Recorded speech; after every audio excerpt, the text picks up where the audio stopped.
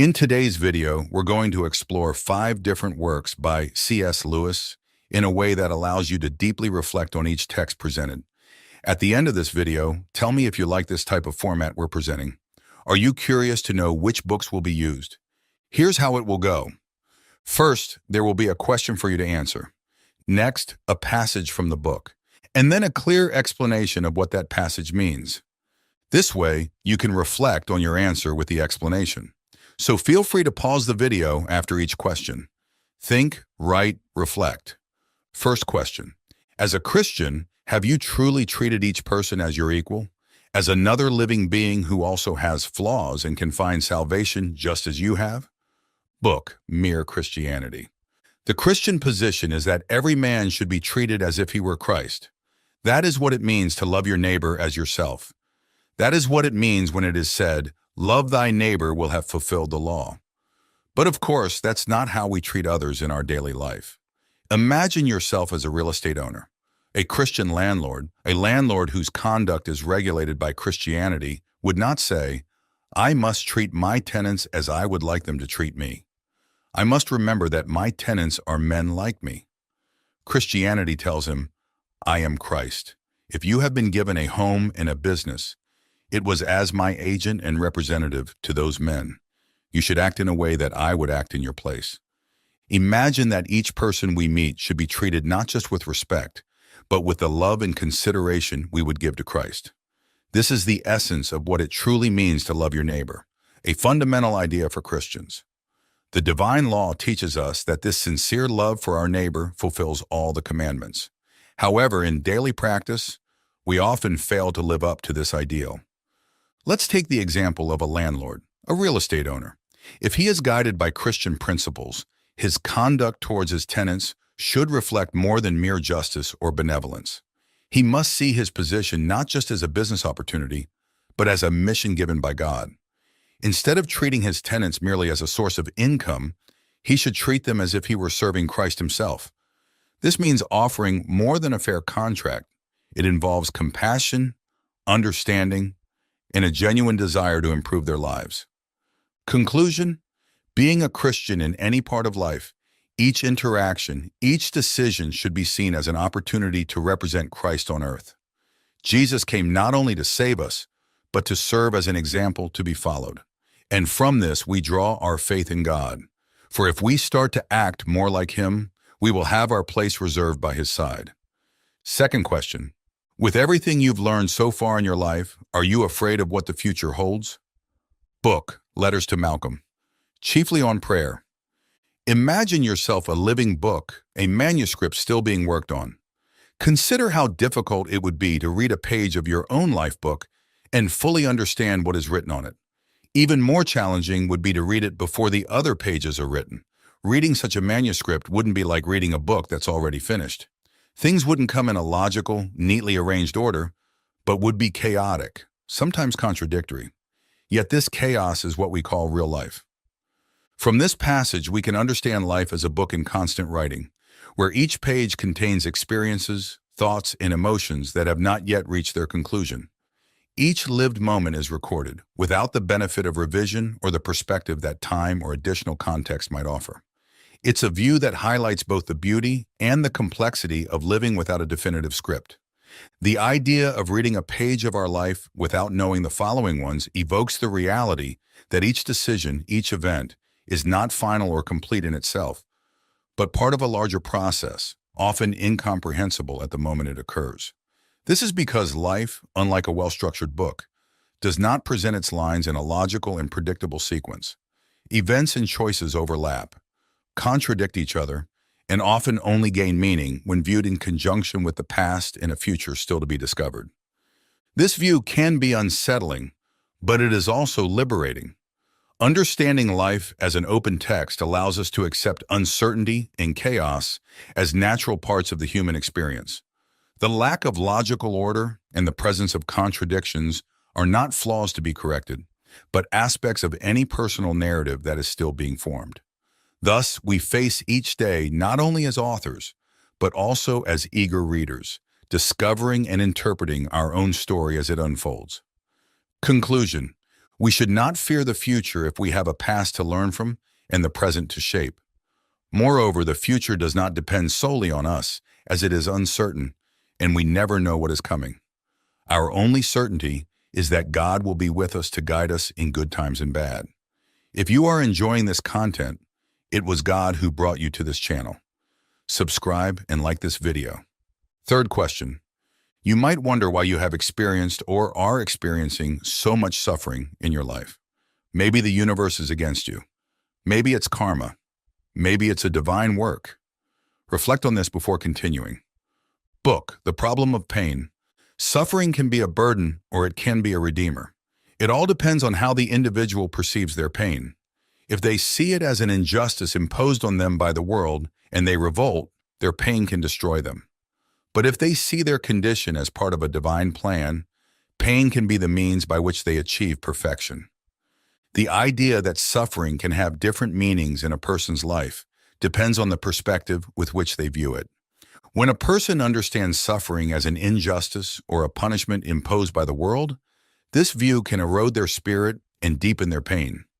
In this state, we isolate ourselves, search for where the mistake is, and start to question whether we are worthy of continuing to live, bringing with it deep depression. This is a path in which suffering not only remains as a burden, but also has the potential to destroy the person, both emotionally and spiritually. However, if you interpret suffering as a lesson to be learned, as part of something greater, it transforms into personal and spiritual growth. This perspective does not diminish the pain, but it gives you a purpose. If you believe that each challenge is an opportunity to develop, to learn, or to achieve greater perfection of character, then suffering becomes a powerful means of personal redemption. In this way, pain can be seen as a form of purification or even a disguised blessing, which, despite being difficult, carries the possibility of a deeper meaning. When you think about it, it's all a matter of perspective on suffering. Our ability to assign meanings to our sufferings can change our life experience. Deep questions arise about the power of mindset, faith, and human resilience. Then we begin to think not only about how we face all life's difficulties, but also about how we can help others find meaning in their struggles, transforming suffering from an overwhelming burden into a path to redemption. Conclusion: you need not only to improve your way of seeing the lessons that life teaches you, but also can help others find a way to rid themselves of the pain they carry, including your own. Remember how Jesus came to serve as an example in question 2? Thus. Fourth question: do you know how to pray? This question might seem simple. Many think it's just about kneeling down and talking to God. But your lack of genuine feelings can turn it into just another habit. Think about this. After that, continue with the video. You will be surprised by what's coming next. Book, The Screw Tape. Letters. Prayer is one of the moments when man comes closest to the true nature of reality. It is an absolutely natural thing. After all, a creature aware of its own fragility and the eternity that awaits it is naturally inclined to seek connection with the source of all truth in life. Remember, Wormwood, our aim is not to prevent prayer, but to make it an empty activity devoid of any real connection with the eternal. Prayer arises from the human consciousness seeking a connection with something greater than itself. This attitude is rooted in the very nature of human existence. Perhaps you are praying for the wrong reasons. Understand that prayer can lose its true purpose if performed merely as another empty habit or as a simple routine act. When praying, a person must have a genuine feeling for it to be meaningful. Thus, the practice, which should be a sacred means of communicating with God, can be distorted to become merely superficial. After this, we question ourselves, are we really praying for the right reasons? Are our prayers a real search for comfort or guidance? Or have they become habitual acts with no true purpose? After this, you'll start to recall the moments you kneel down and wonder if all were true conversations with God. Don't regret this. Just change the depth of your conversations. Praying every day does not mean having a greater spiritual connection with God. Conclusion: we can understand that prayer is something to be done when the heart and soul are overflowing with genuine feelings. So when you kneel down and pour out to God, you can have a deep connection with our Lord. Well, if you had an answer similar to this conclusion, tell us in the comments because we're about to ask the last question and perhaps the most important one. Fifth question. What do you understand when we mention the word faith? Is it just believing in God? Still think there won't be depth in this last question? You'll see. Book, Mere Christianity. Christian faith is a difficult and complicated thing because it involves both the spirit and reason. Belief in God and the divine does not come easily to those who are willing to really ponder their faith. At the same time, it is a simple thing. It is not mere acceptance, but rather a complete and total submission to the living God. True faith requires that we submit and accept divine precepts, not just because they are the way to eternal life, but because they are good. The Christian faith shows us an interesting duality. It is complex yet simultaneously simple. This originates from a need to develop both spiritually and rationally. Faith is not something that one accepts without question. On the contrary, it invites you to engage in deeper reflections. A true understanding of the divine requires a continual search, which can be a great challenge for those looking to deepen their spirituality. The essence of its simplicity lies in complete submission to the living God. We don't see this as merely accepting a set of rules to follow, but in surrendering body and soul. We can affirm that the essence of all this is based on the recognition of divine precepts, which, as we know, are good and just. And when we decide to follow them, we can not only find salvation, but be guided towards a true and purposeful life. This duality may seem paradoxical, but it is precisely here that we find the beauty and strength of Christian faith. We are challenged not just to accept, but to understand, not just to think, but also to feel, not just to question, but to surrender.